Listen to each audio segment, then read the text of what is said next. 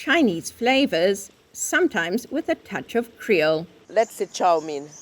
It's a Chinese dish. It's a chow mein. Mian is the noodle, but we say chow mein.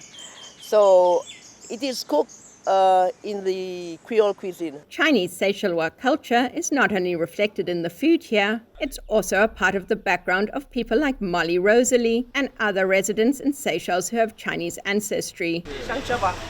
Rosalie speaks fluent Mandarin and introduces the local culture to the new wave of Chinese tourists and business people here.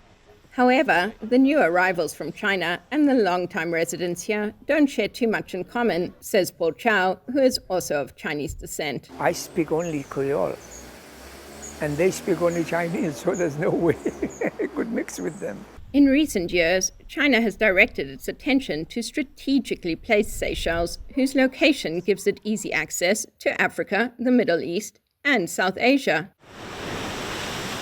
This island was not the point of destination when Chow's father arrived. My father came to Seychelles in 1943, I think. But he came to Seychelles by accident.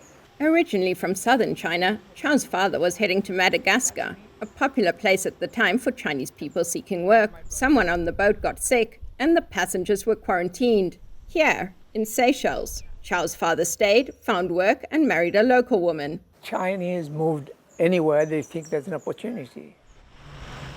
In its history, Seychelles has been a part of France, then Britain, before gaining independence in 1976. It is now home to a majority of people who are Creole, with French and African ancestry.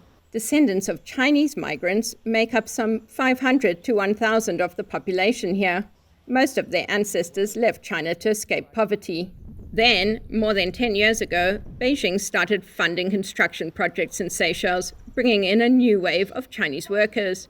China's ambassador to Seychelles describes them as symbols of bilateral friendship. Certainly for the 4 years that I've been foreign minister, I've seen how that relationship has grown. I don't think the Chinese would do anything with Seychelles except want to locate, have an interest here so that they can oversee what's happening in the Indian Ocean. China is so rich now, everybody welcomes the Chinese. With tourism being one of the main industries here, guides such as Rosalie look forward to a newly launched direct charter flight from China, with the hope that it will bring new waves of business to Seychelles.